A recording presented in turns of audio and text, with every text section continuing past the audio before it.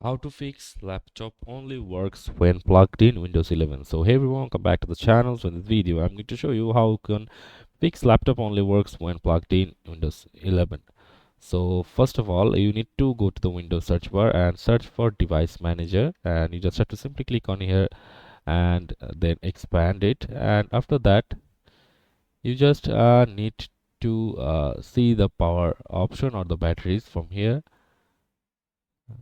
or you can just simply click on show hidden devices,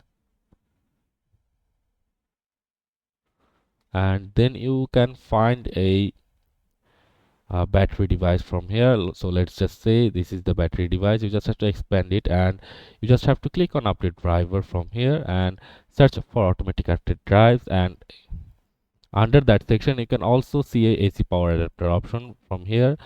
Suppose it's the AC power adapter option, and you just have to simply click on the update driver and search automatically driver and close it, and you just have to simply cross it and restart your PC, restart your laptop, and see if uh, your laptop works on your battery without the charger. And if that doesn't work, you just have to simply click on the Windows search bar and search for control panel from here, and after that you have to look for the power options from here, and you just need to click on the change plan settings, and you just have to simply click on the restore default settings for this plan and click on save changes, and again cross it and restart your laptop and see if it's working fine with the battery. And if that doesn't also work with you, uh, you have to just contact a repair shop or a mechanic